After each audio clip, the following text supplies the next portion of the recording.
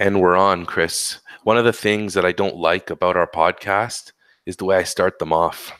Why is that? I don't know. I don't like it when I when I rewatch them as I'm like getting everything ready to be published and pushed out to the world. I see the way they start, and it's usually me like, "Hi, Chris. Hey, Chris," and I'm like, and I could easily change it. I have the power to change what I say when we start, but I don't, because when we get to this moment, when we get to the Sunday morning, 8 a.m. or whatever, Yeah. I'm like, let's just get this thing started. But then when I'm working on it Sunday afternoon, I'm like, why did I start if like you that? want season 2, I mean, we're using the decoded. You're pushing the Hangouts out of the decoded profile, right? Yeah. I can do season 2 if you want, and see if it gets any different, or you can just keep evolving in this space. Yeah, or we can alternate. I mean, you could sort of do it either way. I'm appreciative that you've sort of taken it on. Anyone that is checking out this this conversation, like, we don't, there's no intro music, there's no outro music. It's just, it's funny. I wonder what when I think of the world of podcasts, most of them have some sort of intro music or some sort of a bumper on the front end that talks about what episode it is, or introduces it somehow. Completely, it's just not how we do. It's not how we do. And sorry. No, go ahead. I was just gonna say, I have this past week, I considered creating a bumper for this show. It's funny how it gets in your head, eh? Which is all good. It is all good. Here's the thing. Here's what I love. If it's created now, if we started to do that now, I wish, like, we had tried it in the beginning and said, you know what, screw it. We're not going to bother with this. Let's just get to the conversation, so that we almost had a tester just to kind of listen to. And then now, what's this? 43 episodes later, or 42 or 41 episodes later, to do one now would almost seem purposeful. You know, you think about design in the classroom and whatever your first prototype is. I mean, it's nice to kind of see those pieces, so you can sort of see, okay, so here's what I tried. Here's what I was imagining even before I got to the action of doing it. And so you'll pick a 3-question frame for your podcast, or this is a great intro song, I'd love to just have this playing, and then maybe you think, oh, maybe I need some thinking music in between. You know, some podcasts will do that. They just kind of fade out for 5 seconds between parts of the conversation. And I've only recently clued into that's really cool waiting time. I've realized that in some of the podcasts that I really enjoy, those little musical interludes along the way, at first they were distracting.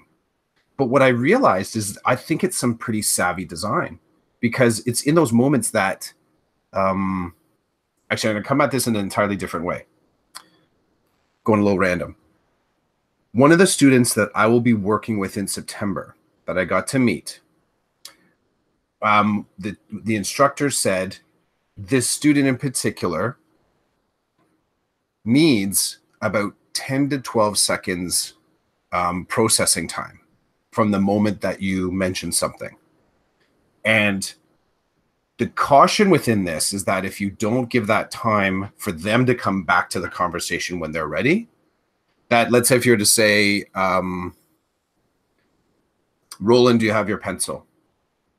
And if you're not waiting the 10 or 12 seconds-ish to get the response back, if after 5 seconds, Rolland, do you have your pencil? So you have a statement that's in the channel that's being processed, and then 5 seconds into it, you say it again.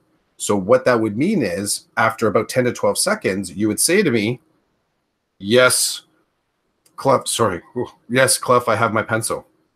And then 5 seconds later, you would say it again. And this is fascinating to me. It's a particular, it's a part of the student's identification. It's a part of the student's, just the human there. That's how they process. But in the course of thinking about waiting time in the classroom, I've never been given that example. I mean, we often talk about waiting time just to sort of allow you to expand and explore your answer before you present it. You sort of, as an anxiety reducing thing.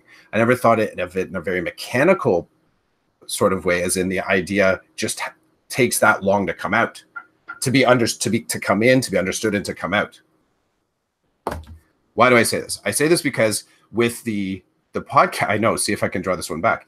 With the podcast and us doing this particular activity, the drive to constantly put new things into it, to sort of just push a lot of, and this almost flies in the face of a lot of things I think about change.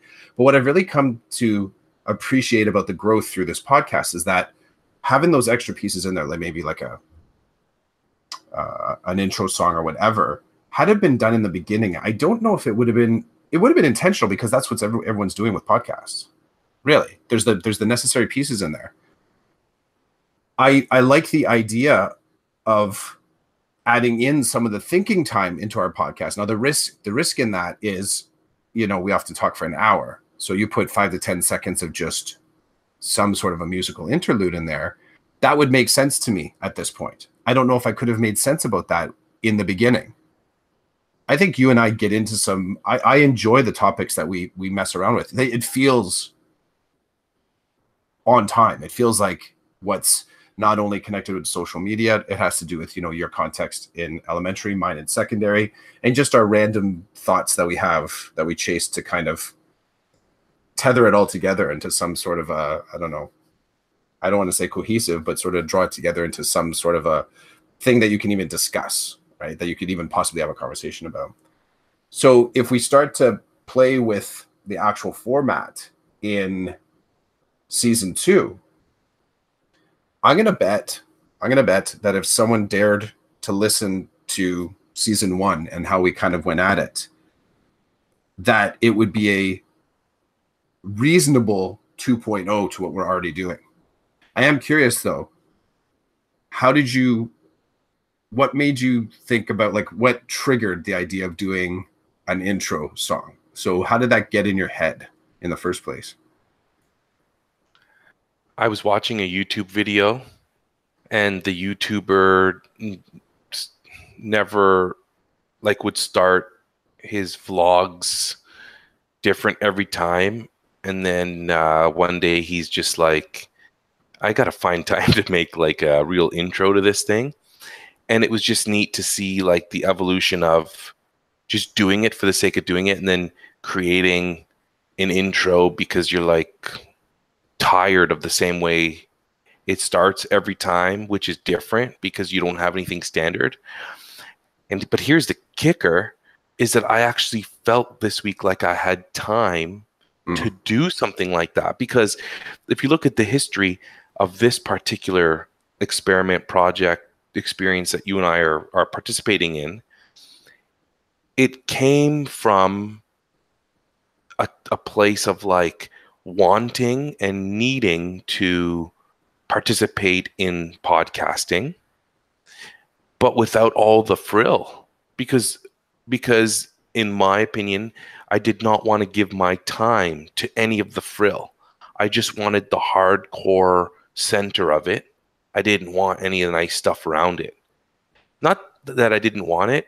I did not want to invest any of my time in that stuff. So all my time was being given to the core and not the peripheral stuff. And so now what's happening is I feel like a couple of things. Like I feel like we've accomplished so much in a year and it works. Like you and I never really had an issue with it. Like you've never said to me, Rolland, like I'm dying here. We need an intro. If you would have said that, then I would have been like, okay, cool. Do you want to go ahead and create one?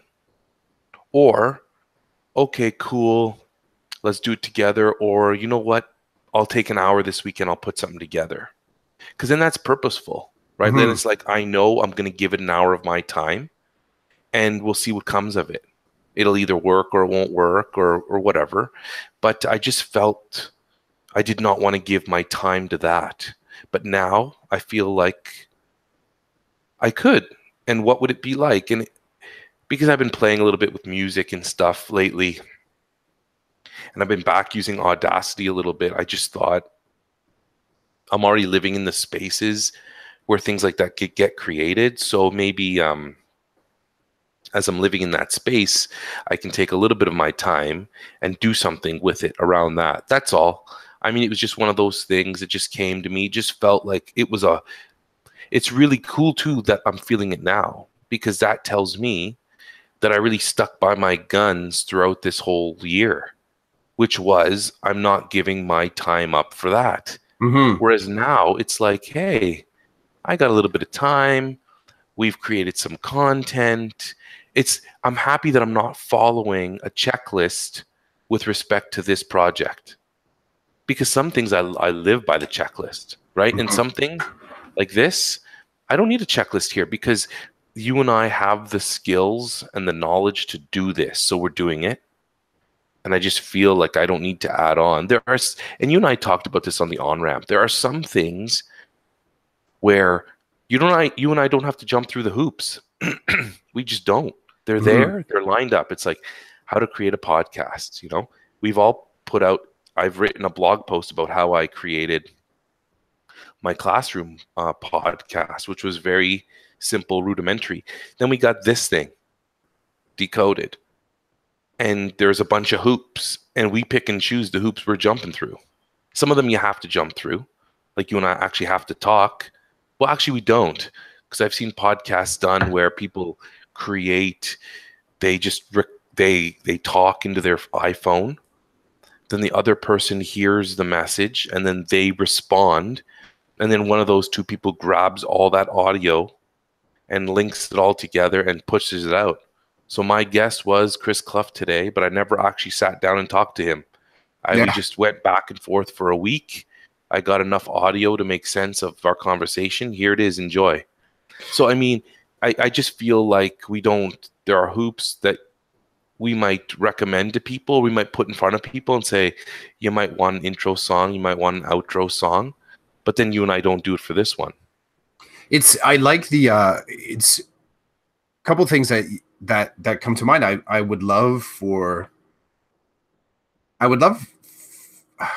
I guess I'd love for some of that feedback from outside the bubble. I'd be interested. I mean, part of this passion project is that there's been a few people that have commented on it, but no pushback to sort of say, hey, have you ever considered? And that got into my head, as in, how often do I think to do that for others? Have I ever thought to sort of give, you and I on the on-ramp this morning, we were talking about the Barba Grande. So your side hustle, your main, I don't know, your other project that you got going on right now, and talking about, I had the sense of the value of some of the feedback, and, us hashing out some of the stuff from the first two episodes. I don't know. I don't know if I've ever asked someone. I think it's funny. I think me getting to know you was one of my first forays into trying that supportive, critical friend kind of role. And, I don't know what space you and I talked about this, but some of those first questions about copyright issues with music in the podcast. So reaching, like, that's 3 years ago now, but that conversation around, how do you, get the rights to put music in there? And I've said to you, I don't know how that came off, if it came off as cold or like, what the hell is this guy? Who is this guy asking me these sort of pointed questions? But it's in that kind of frame that I think about. I don't know if I've done it again with such specificity. And I there's a few of our colleagues that have the, multiple social media type of presences between, creating things like podcasts or videos, books, of course, and just their posts. I don't know if sometimes we call it pushback, but it's not pushback. I don't like to think of it that way. It's just that sort of a really, like, well questioned, like just getting in and asking the questions about, how did you do that? Why did you do that? What was your thinking? I I would totally be open if anyone ever asked. I mean, we've talked about it enough times on Decoded, but I'd be more than happy to speak of some how we came to do this format of a podcast. One of the things I'll say that I didn't think that I'm surprised about the Decoded is how much I really enjoy the video component of it. And you really get a different flavor. I think the tone is totally different when you can actually see the person and have a, as real a conversation as we've had. If I would go, I think I would even say, if I could go back, I learned a lot about using online forums for discussion, thanks to you, thanks to others in the voice ed community. I don't know if in knowing that I have a deeper appreciation of doing the videos, but if given the choice, I don't think I would ever go back to using Zencastr, using a product. I have to be honest, doing the interview like that. If we could get, and we've wrestled with this, stable signal with video and being able to post the video as well to YouTube and still be able to rip the audio out of it, which, let's be honest, like this is like triple threat. It really is triple threat as far as podcasting goes. I don't think I would go back to just pure audio. Or I wouldn't even go there. I really don't think I would. I'm surprised at how much I really enjoy. I think this is what has made, one of the things that has made it far more attractive to do this on Saturday or Sunday morning is the fact that I feel like we are hanging out. Kudos, Google, whatever, good product. But your hangout actually does make you feel like you want to hang out. So, that was way too long. I talked too long there. What are you thinking, man? You didn't talk too long, in my opinion. But hey, we've been doing this for a year now, so it's like we got to flow. The video thing's really interesting because I remember when you first suggested that, I was like, yeah, I don't want to be doing that. I don't want to be doing this video thing. But it's funny because now it's just become second nature. Like now, it's funny, you forget the camera's there until you look at it. When we do those things, those looks at each other, like, Chris, are you listening right now? Yeah. Or, hey, you out there, I need you to be paying attention. When we're not doing stuff like that, it's almost like you forget.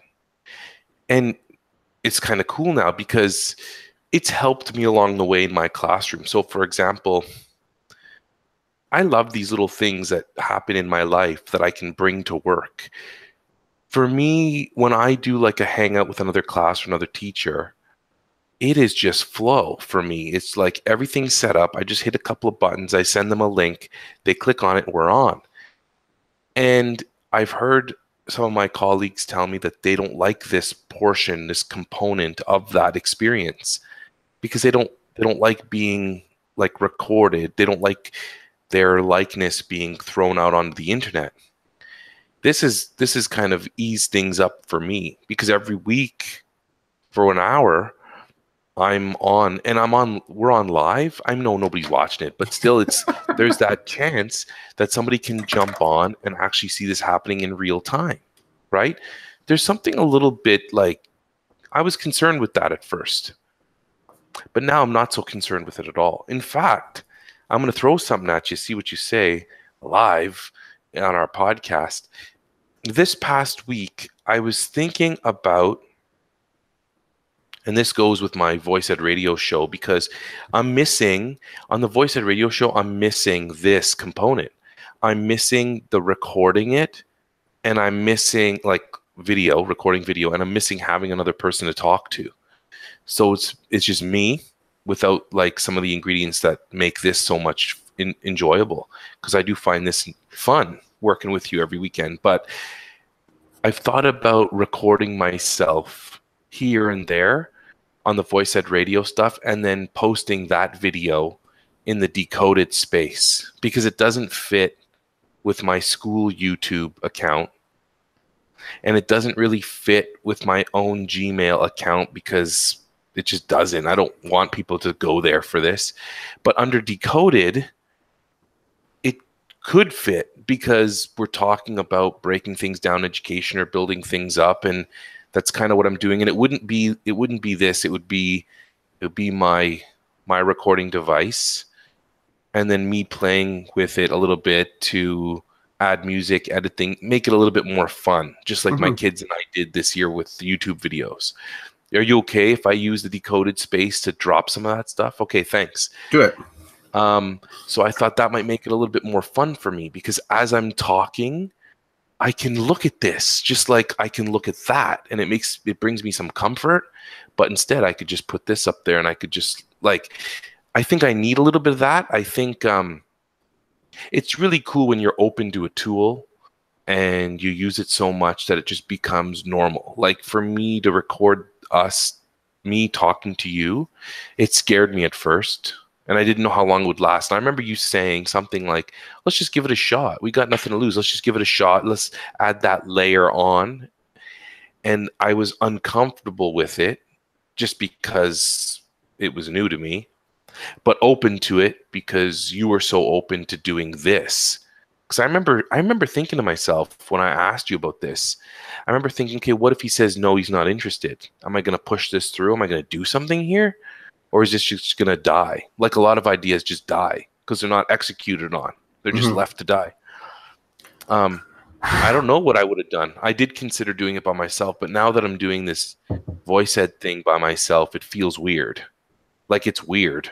I sit here and I talk by myself. It's weird.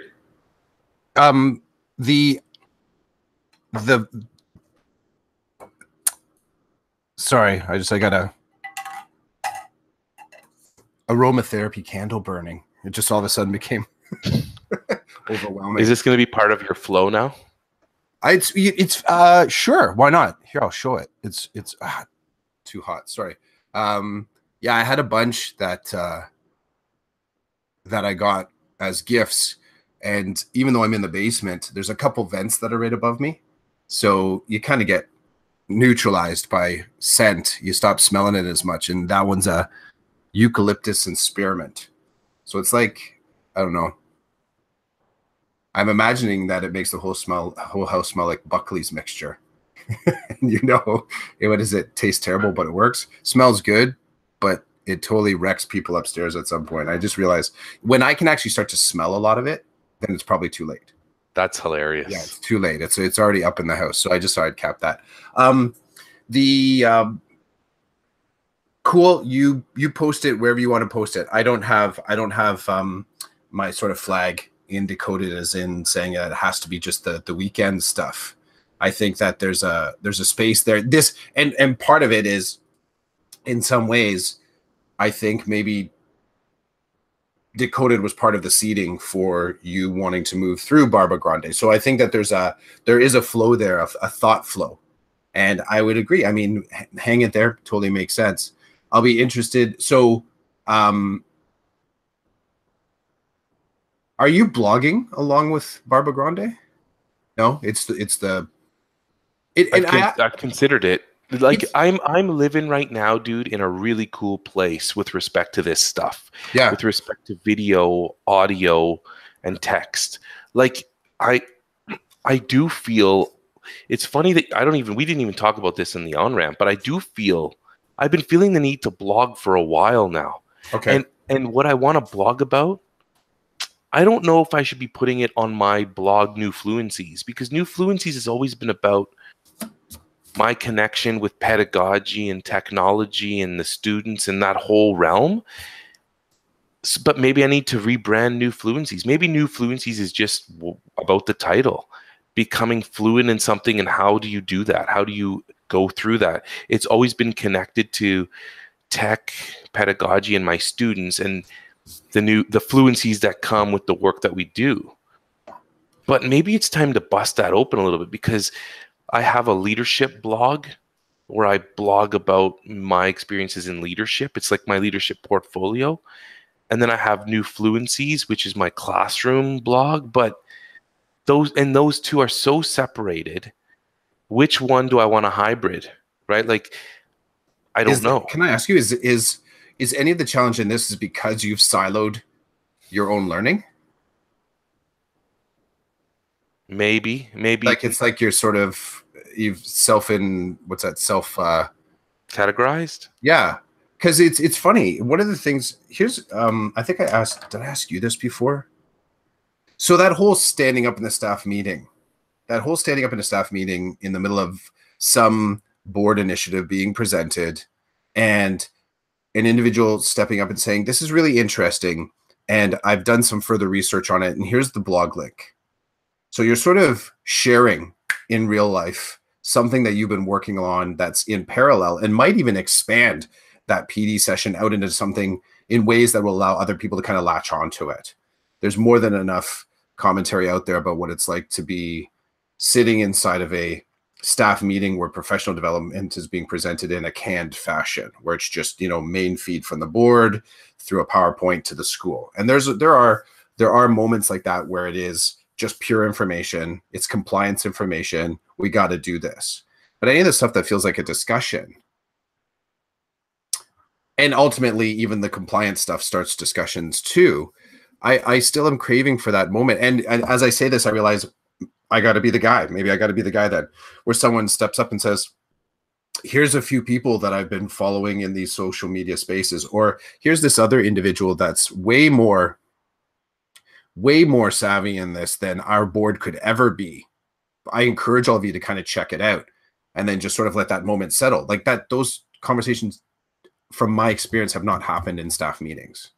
Take it one step further, the leadership in the room, whether it's subject heads or administrators, saying, yes, I've been following this individual on Twitter and they're doing a great job of accounting for the changes in the health and physical education stuff. Like, you know, let's say calling out, you know, individual like Andrew Campbell, who's been sort of chronologizing the steps along the way and connecting politics with education with people. I haven't been in the room when that has happened. That's my first thought. My second thought is I've wrestled a lot with what do I do on my signature line in the spaces that I consider to be the center of the hub. So for you as your signature line on your emails through your board, do you include your Twitter handle? Do you include the addresses for your different spaces that you write and create in? I don't. And for some people, yeah, and it's just a thought experiment here, because I ask myself why. Almost every day I ask myself why, and part of the best answer that I can come to, there's two. That my teacher, despite the fact that I do a lot of business through my teacher email, I don't know if it best represents who I am as a teacher /human /dad, right? All those other sort of ways that I identify myself. But I still realize that in not being able to harmonize it, that I don't know if I'm speaking with a clear enough voice or giving people a clear enough way to get to know me. So here's my first thing. Into September, I have to find a way to be able to speak in real life about my digital life and direct, redirect, and share. The second layer to it is that some of the silos that I've been, you and I talked about, like I used to, my first Twitter handle, I think, and my blogging was, I was Beyond Binders. That was it. That was my thing that I used. It was the title that I hid behind. And I realized that I did that because I felt like people might not want to talk to me, or what I was doing wasn't interesting enough or good enough. So I had to put on sort of like the superhero mask, like I was a brand. And at some point, I don't know, 5 years ago, I'm like, nah, just start putting your name. Just your name. Put your name down on there. You know, use it in your Gmail address. Use it in your your social media presence, so that people can find you. Now, couched in all this is that I think that I use my social media space well. I don't post the thing. I engage where I know that I can be of value. I connect with individuals that are interesting to me. I put people in my way so that my thoughts are challenged. I think I exist well in the social digital spaces. So I don't have that built-in fear like I'm going to accidentally. I have okay, so I anybody can sort of take things that I posted and turn them and sort of make it an attack on me. That can happen. It can happen. But I don't think that the bulk of my content allows for that type of interaction with it. I'm sure people could take snippets. They could take something from this video and create some sort of, I don't know, some sort of an attack on me, but I don't have that sort of mindset like it would happen. So moving into September, I'm hyper aware of going into staff meetings with the idea that the places that I've kind of run to in my digital world need to have real human interaction moments in those staff meetings, because you're at the table when those discussions exist. Second, in September, and it might happen before this. I don't, the number one, the conversations don't really happen to September because we're still in summertime. But in September as well, at some point, I'm looking to harmonize. I'm looking to sort of pull apart in the places where I think, here's a space only where I'm going to talk about being a teacher. Here's a space where I'm only going to talk about politics. Here's a space where I'm only going to talk about my kids. I don't know if that's serving me well anymore. And that's the question I would put back to you. I think what I love is that just the title, New Fluencies, is you. And I've come to accept Chasing Squirrels is me. It's funny to sort of pick the title. To pick the title is important, but I think it's also like I think that, you know, your perception and your product that you're putting out as far as your reflective practice, your podcasts, you know, your experiments in the classroom, I think that's all New Fluencies. Like, I think it falls completely under that. I would even say Barba Grande. I would even say Decoded. I think you could easily, the New Fluencies captures all of that. And I would sort of say for myself, I think the Chasing Squirrels as well. Sort of, because it articulates so nicely a little bit of your mission statement. I think it does. I think it's elegant. I'm not trying to puff you. I'm not trying to puff it up here, but I think there's an elegance to it that, you know, I don't know how many iterations you went through to try and find that title for your original. Was that your original blog? That was like your original one? Yeah, that was when I first started blogging. I remember. Ain't that funny? Yeah. Taking the time to try to figure out a name for it. And I still can't believe that I was able to get that name without, like, it wasn't taken. And I don't even know how I had, because I'm going to puff myself up a little bit here. I think it's still, the New Fluency still applies. Yes. Like, I don't think when you say that title, I don't think it sounds dated at all. And we've talked a little bit about the idea of branding. I'll speak for myself. I'm not suggesting here that that's what's being built, because it would be really easy to fall in step with the can't wait for the New Fluencies book to come out, right? Or the magazine. Like, it's an easy step. But I think it's more just, I think it's an afterthought that we're looking at the amount of the volume of work that you've done. It's an afterthought, because part of it is you could just as easily come up with a catchy title and then do a ton of work to create content that chases your title. It's not how it is. You had the good title that set a really nice context for anything that you could do. I've referenced it. I've referenced you and that name in speaking about the challenge of sort of adding in new spaces to your classroom by, you know, no longer, even though you close the door, that's just because you don't want the sound. The only reason now, in a lot of ways, that, you know, you would ever close your classroom doors just because you're too loud and you might actually be bugging someone. There's no longer a reason to have that door closed to sort of say somehow that the learning is better. And so it's interesting when we talk about the New Fluencies, that is a New Fluency. That is the result of where, that is not the result. That is a part of that invisible framework that you need to have experience in order to be able to articulate. And I've referred to the new fluencies as a thing when I speak to including technology in the classroom.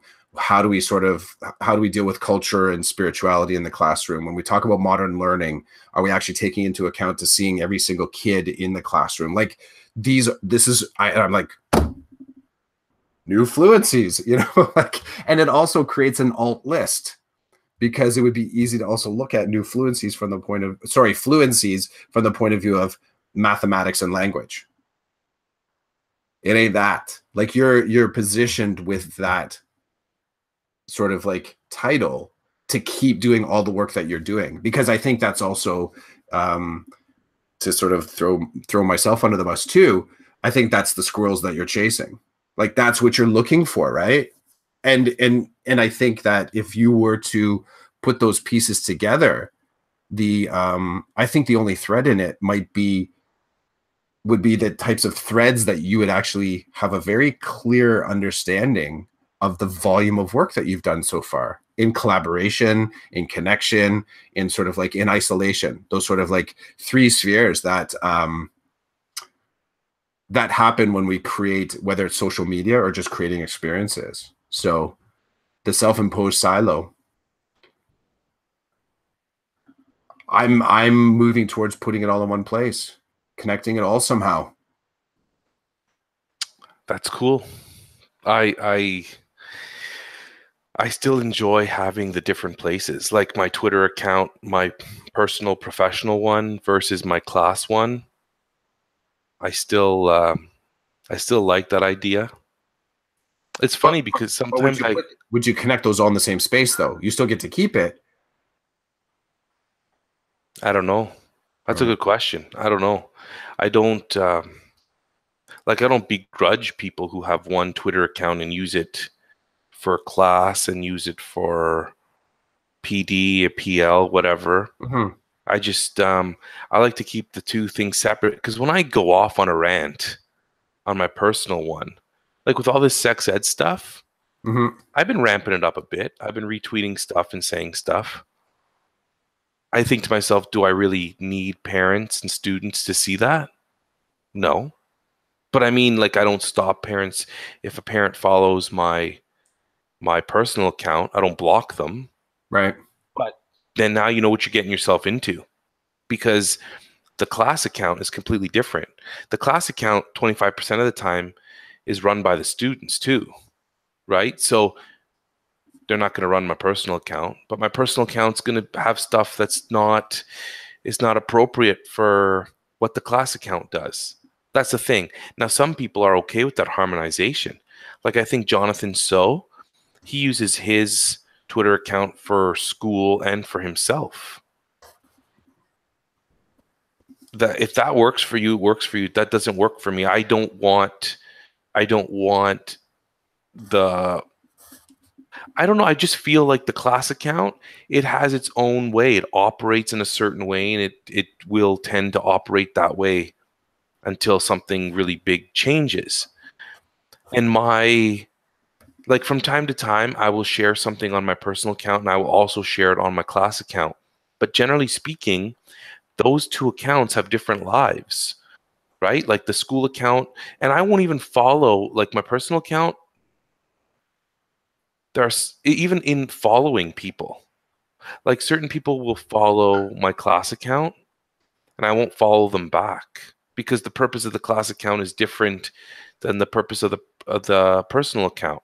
The personal account, I would tell you that 99% of the time, if you're a teacher and you follow me, I will follow you back, because that's the mountain I want to build, right? That's what I want to be in the mix with the educators. So if I get a follow, the first thing that I do is I look at that profile page of the person who followed me. And if you're a teacher, I'm going to follow you back. I don't care if you're high school, alt ed, adult ed, I don't care. Because if you're going to follow me as a primary junior teacher, I'm going to follow you back. But if you're here, I wanted to talk about this today, and here it comes. For all these people who have Twitter accounts and no like little profile describing you or what you're about, that kills me because I don't know what the hell you're up to.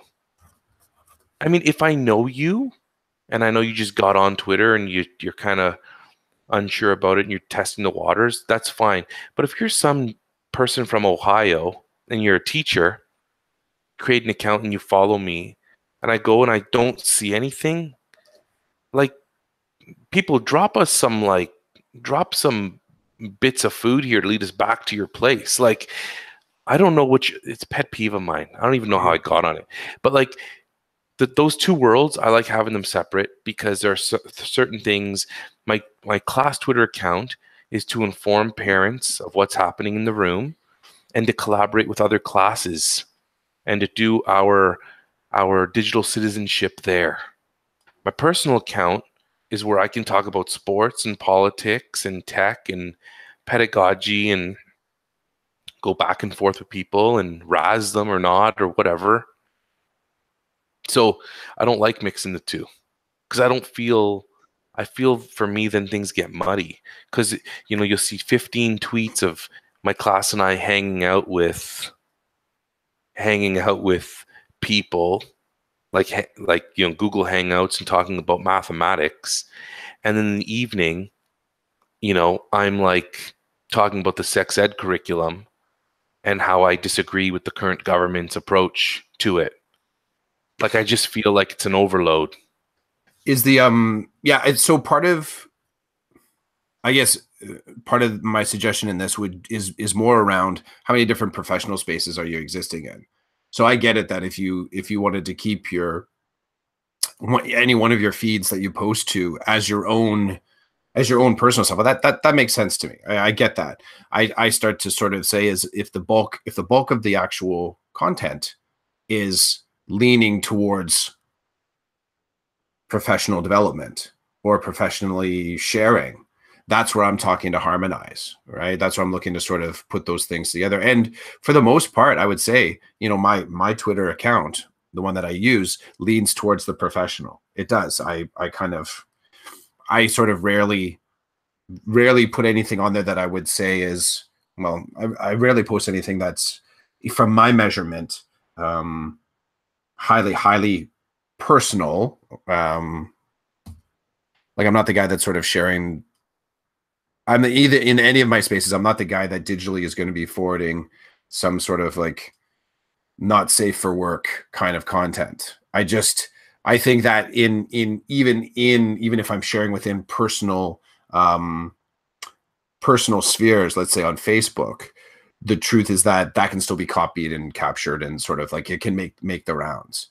Where I go back to is just thinking about, you know, the blog that I use for reflection, the podcast that I've put out, my Twitter account, for the most part. These would be the things that I'm trying to figure out how to have those spaces connected together in some way. So that, and I like how you brought to mind that Twitter profile. What would you say is your hub? Twitter? Would you say Twitter is the launch? Yeah. I would say that's the place where I seem to operate. Yeah. So I want to say though, on Instagram, my account's private. Yeah, so mine too. People can go try to find me there, and they're not going to get far because it's like my Facebook. My Facebook's private too. Mm-hmm. Yeah, and I think that that's good. That's good. Even if you're sort of posting or discussing things of a professional nature in there, I think that's the space. That's the same reason why, you know, we have locks on our doors and on our car. Like, I think it gives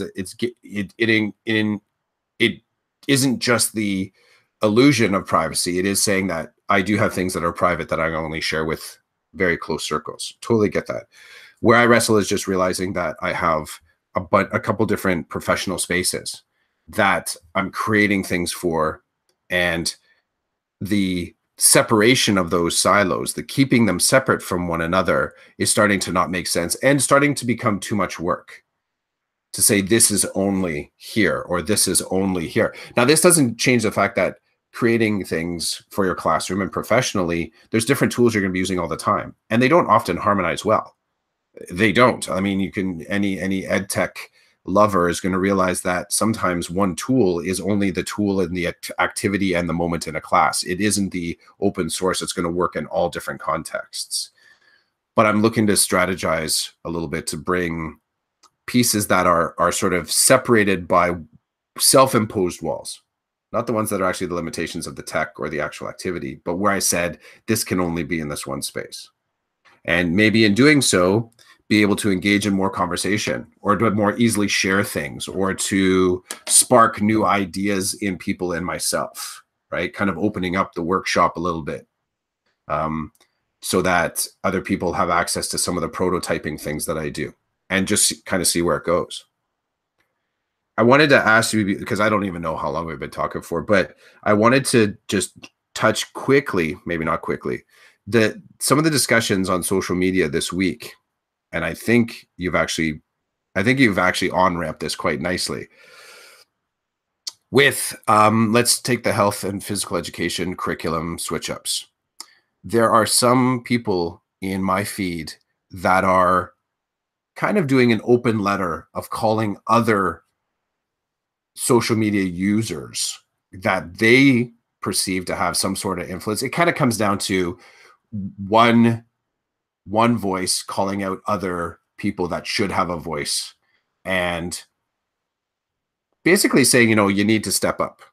You need to step up. And I'm curious about your point of view on this, as to whether or not it is as obligatory as it's being made to seem. If you look at that and kind of go, I don't know, you shouldn't call people out that way. And there's nothing specific. There's no finger pointing as in person A is saying to person B, you really need to get your voice in on this. Here's the reason that I became fascinated with it. I saw someone speaking in. I saw someone. It's funny because I actually thought the other door was the door, and I realized it's a double door. Is that a closet? That's a closet directly behind you. Yeah. I don't think I ever processed that that's actually the door. That's the closet. It's funny because there used to be a shelf there, right? Wasn't there a shelf or something there that kind of obscured the view of that door? Right here? Yeah. I think depending on, I know we're both pointing off at like different angles. They basically, basically at there was a shelf there. Yeah. Side note, I'm missing the calendar that used to be there, but that's okay. I know, but there's fresh paint, so I'm not going to hold that. No, don't post it. Don't post it. But so here's the other thing that that comes out of this is that when you're inside Twitter, okay. So here's my thought. It kind of I don't know how I forget how you say this, but it got to me. Like it rubbed me the wrong way. So someone posting a high five saying, here's some amazing individuals to follow. It was a quick measure of echo chamber. Here's a bunch of individuals that you should follow. Some of those individuals responding back into the exact same tweet. I'm so honored. This is awesome. Thank you for noticing. And you saw, I messaged you back about that, my feelings about it. I think we need to drop the whole I'm honored moniker. Maybe just say thank you. Just say thank you. Because in my mind it's like, okay, so that's, just say thank you. It bugs me, the whole honor thing, like somehow we shouldn't be noticed. I mean, you're putting stuff out there. Why post if someone's not going to notice, right? Anyways, as I started to think about this, I started to realize that I didn't realize, but it just made so obvious to me that when we have discussions like that inside the silo of Twitter, that there's no automaticity there that conversation inside Twitter is going to make it into real life. So I started to think about the power of actually influence within Twitter. And if it's really if it's fake, like if there's a certain falseness to it, because on one hand, we have someone calling out a group on Twitter, like, hey, you've got a lot of followers, you should be chiming in on this topic, whatever the topic might be. And then we have this congratulatory other tweet saying, these people are amazing, you really should follow them. But then I think to myself, like, the Twitter universe is finite. Everybody's not in the pool. I would even argue the individuals that need to sort of change their POV are not in this pool. They're not in this space. It made me think about how many people have completely invested all of what they consider to be their deep thinking in Twitter as the launch point. And I started to get a little bit kind of like crazy about it. I'm like, you know, this isn't me ramping up to sort of leave Twitter again, but it just made me realize that the discussions right now, and I put in particular to the health and curriculum, there's a whole lot of individuals that are not engaged in this conversation. Sorry, there's a whole lot of individuals that we have no clue about how they're engaged in this conversation. So when people are calling other people out, you need to step up because you have followers. First, my reaction is like, yeah, but those followers don't all listen. They're not all listening. Like there's a percentage of those numbers, and there's no way you can't have 10,000 followers and expect that you're going to mobilize an army against an issue. It just is not going to happen. Not in as simply as it's being laid out. The second part to it is that the assumption that just because it's a big issue, that you do have to get on board with it. And this comes down to the critical conversations.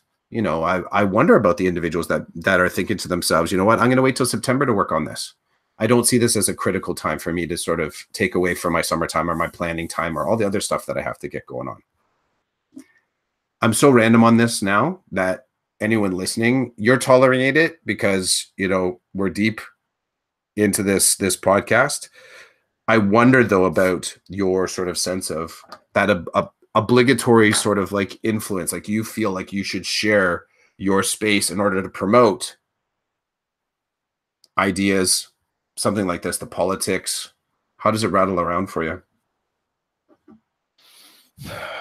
It rattles around good and bad. Like, I hear what you're saying about people, you know, people calling out or questioning, where is everybody else on this issue? There are people on Twitter that have huge following, so why aren't they using that to work with this? Well, there's a couple of things. Like, the one thing is that the person calling out the other people isn't calling them out by name. Mm-hmm. So that's good in terms of like, they know that this person's calling them out, but is not doing it by name. So let's make this a little bit more personalized so it's easier for me to talk about. Let's say you have, you know, 50,000 followers on Twitter, and you're constantly tweeting about your new book, your website, your podcast.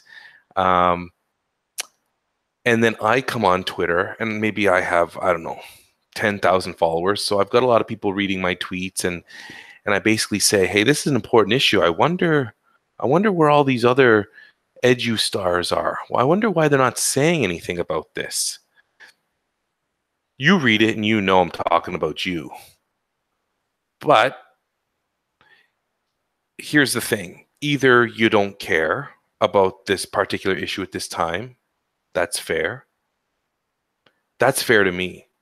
But if you do care and you're not saying anything because you don't want people to disagree with your position, stop buying your book, or to not go to your website, or to not give you the, you know, the data that shows you that you have an influence in this social media app, that bothers me. That bothers me that you're so caught up in your book or your podcast that you're not willing to speak up about an important topic because you do not want it to interfere with that stuff. Now, that's just me.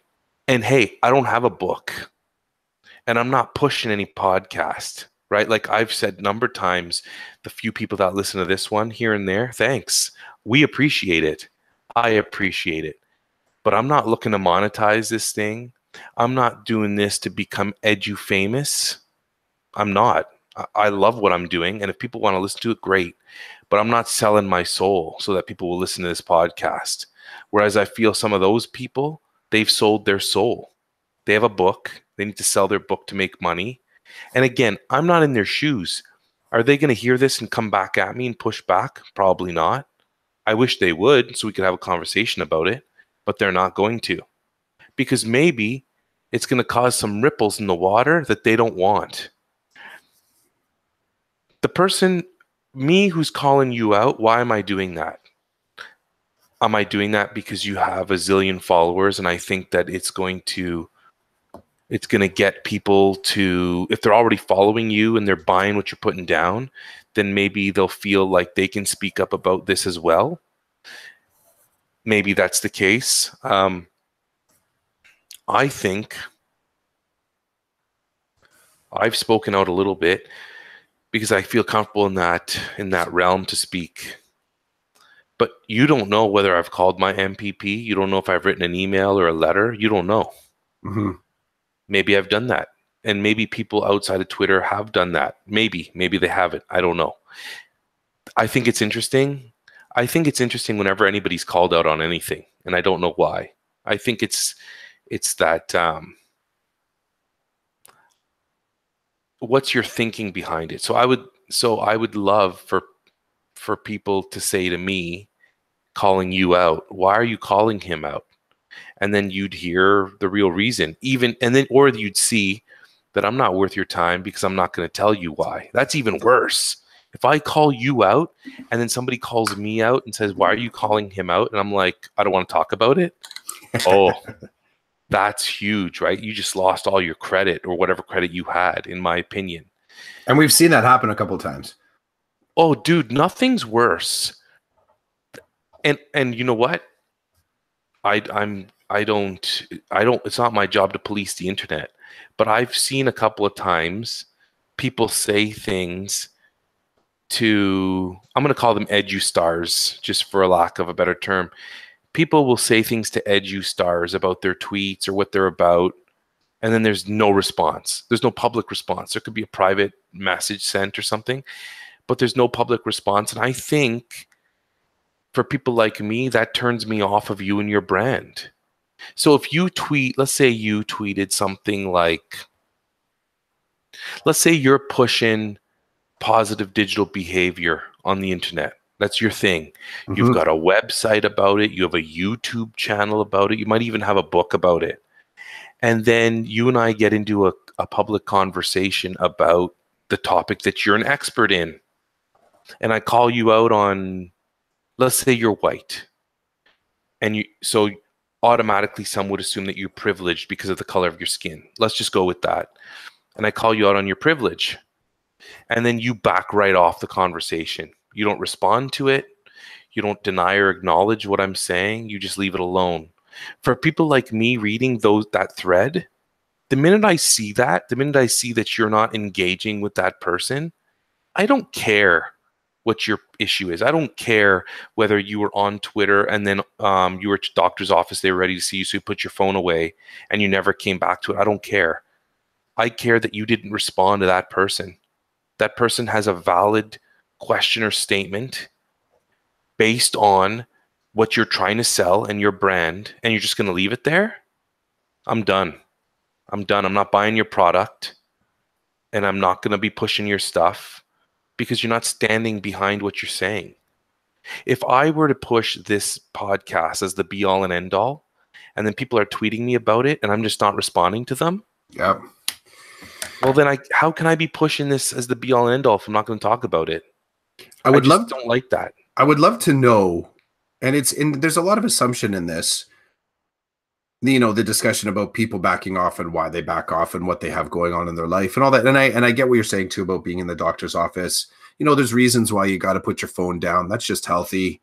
I think to totally ghost the conversation and never come back, I would agree is wrong, and I don't think that there's any sort of messy. I don't think there's any really great way when you suddenly realize that you're hip deep in something that, I didn't think this was going to go in this direction.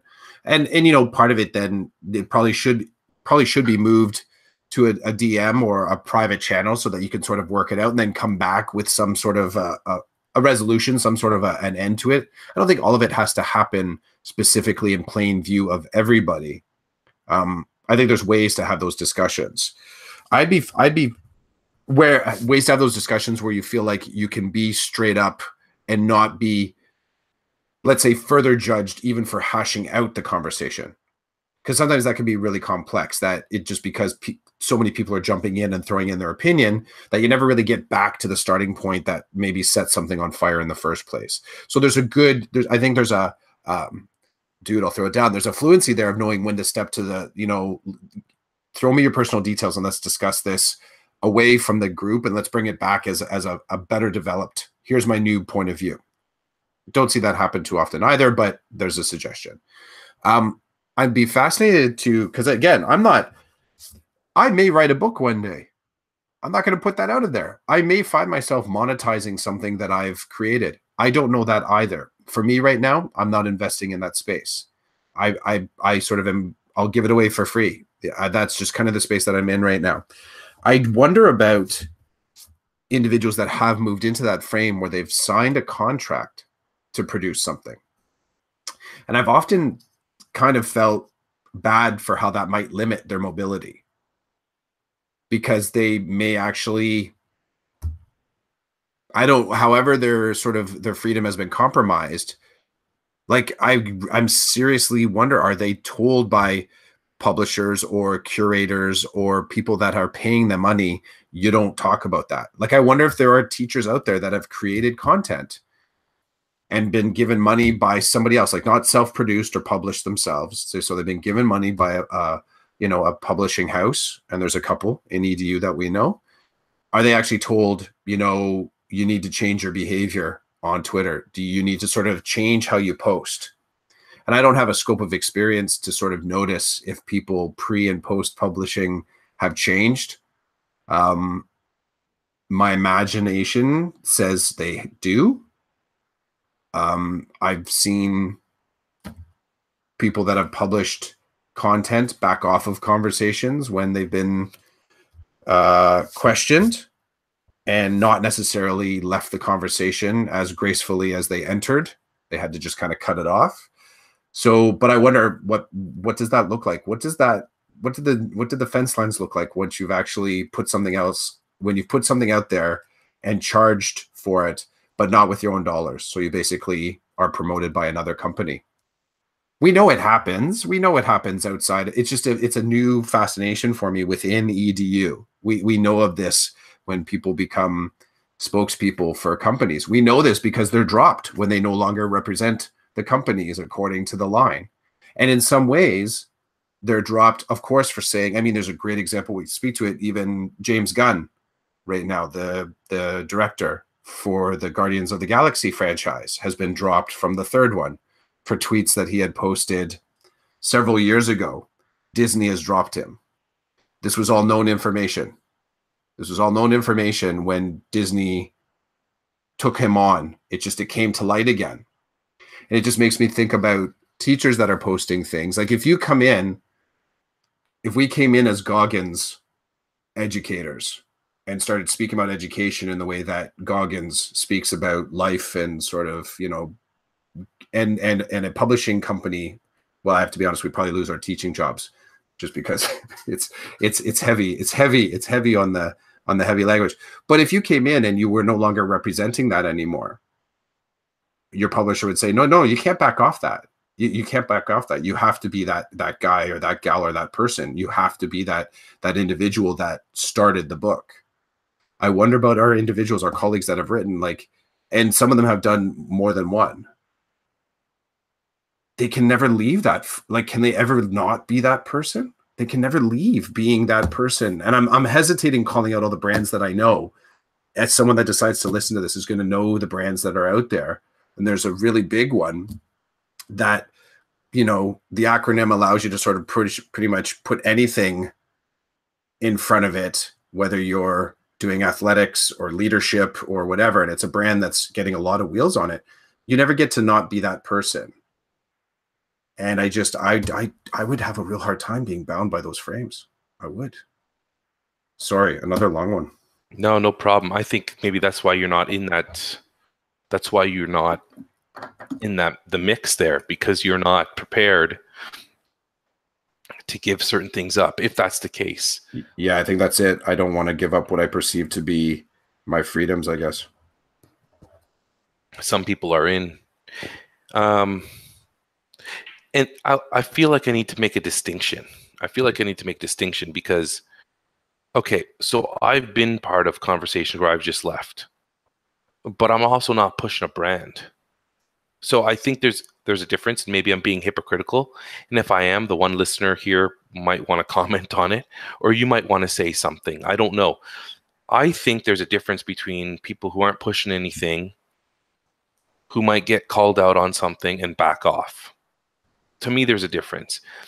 If you're Nestle, the chocolate water company, okay, and you're selling something, I don't know why I picked them. I just picked them because they were the first brand, the first company to come to mind.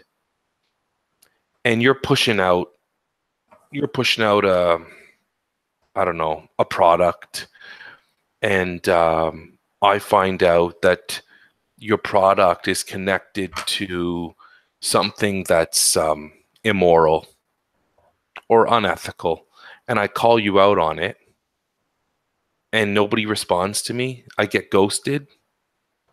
That's like, okay, so you don't want my money, that's fine, but people are going to see that, and people are going to be like, hey, how come you're not responding to this guy's question that we're all asking this, just that some of us aren't posting it online, right?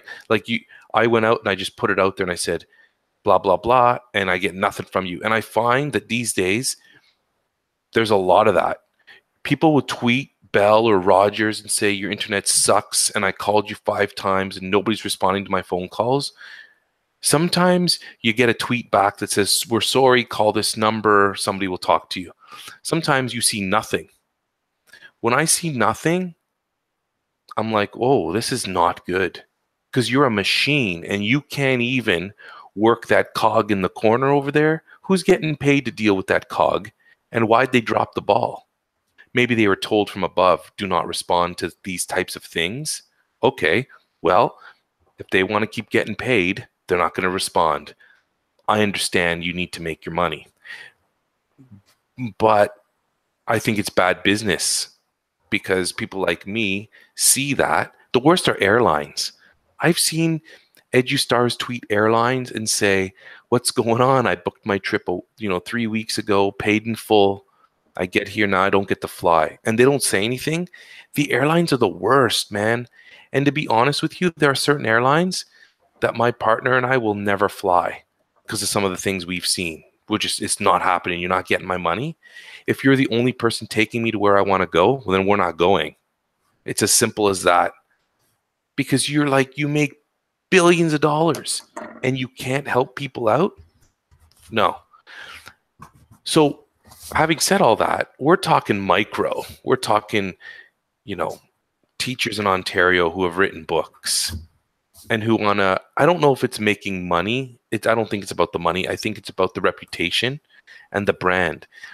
But when you write a book about a particular topic and then somebody calls you out on that topic and you don't respond, I don't know. I feel like it's like if somebody attacks my blog post, then they call me out on it. If I don't respond, people are going to be like, why isn't he responding? He wrote this piece. Why isn't he responding to it? And posted it publicly. That's the diff, right? And that's where I would say you mentioning, like, you're putting stuff on Facebook with a specific target in mind, which I would say is a circle of friends that you have chosen. When you go on Twitter, anyone finds it for the most part. I mean, you could have your account locked down. And if that's the case, fine.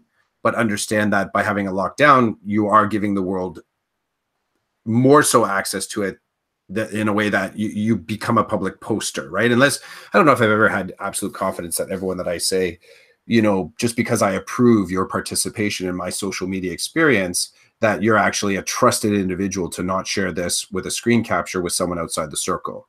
That's a false sense of security that I'm just not willing to invest in. Anybody that you approve in your house, I'll have lots of play dates with my kids that are, my kids bring friends over to the house to play. How I observe them at the school under one condition doesn't necessarily mean that they're not going to go and shove a huge roll of toilet paper down the toilet in my house and flood my bathroom. You allow them into the house, and to a degree, you have to manage that behavior once they're inside your circle. Bad example, but I think you get what I'm talking about here. When you invite the public in, it is full public to a degree, especially when you choose to, like, you have no idea what I wrote on this piece of paper, and I could choose not to show you at all. The moment that I show you, it becomes public property, right? Once you get outside whatever you perceive to be that sort of fourth wall right now, like you can't see down onto my desk right now. When I choose to share it, it is open territory. There's that, it still kind of come back to like the individuals that choose to exist in a public sphere. I've stopped thinking about, maybe it's because I don't think I have a brand. Maybe it's because I don't think I'm necessarily maybe I don't have a clear sense of being accountable to the sharks in the water. I mean, there could be people looking at my social media presence and my posting, my blog post thing, and like, just one more post and we're coming after that guy. You know, they're just waiting to gather evidence. I don't know. And I'm not trying to build any sort of anxiety. Anyone out there listening to this podcast, please exist online responsibly. I'm not trying to scare anybody off, but I don't have a sense of the danger that what I'm putting out there could be misrepresented. Maybe that's a bad thing. Maybe I need to have a deeper sense of that. Maybe I need to have a sense of that to know if I need to push harder or pull back. Maybe I'm standing knee deep in water that I need to sort of go deeper into and be more or less reserved. I don't know. I think, again, what this comes back to is part of what I haven't done well, and I'm going to be looking to try to doing this in September, is harmonizing digital and real spaces. Do a little bit of a litmus. I've only had one person ever come up to me, and two people now come up to me and say, "Hey, when's the next episode of Chasing Squirrels coming out? I really enjoyed that stuff." I was like, "Wow, you're my listener. Cool." And that is in real life. That's not somebody saying, "Yay," like on Twitter for putting out an episode. This is someone that is outside that bubble. I don't follow them anywhere.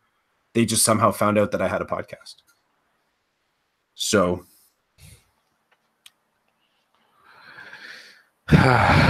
no tidy wrap up to this week. No, I was going to say we're ending and it's like, it's just out there. Yeah. It was a good one though. Mm-hmm. I feel like this episode went off the rails a little bit. Like that's just the vibe I get, that the Decoded podcast this week just went off the rails. I'm not sure how else to say that or how to put it, but that's the vibe I'm getting. But it's good. I mean, I don't care.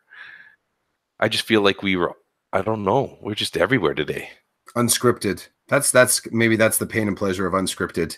Just bringing the week to YouTube. Okay, so this is how I'm going to end it, if it's okay with you. I went to a wedding Friday night, and it's totally like my weekend messed up.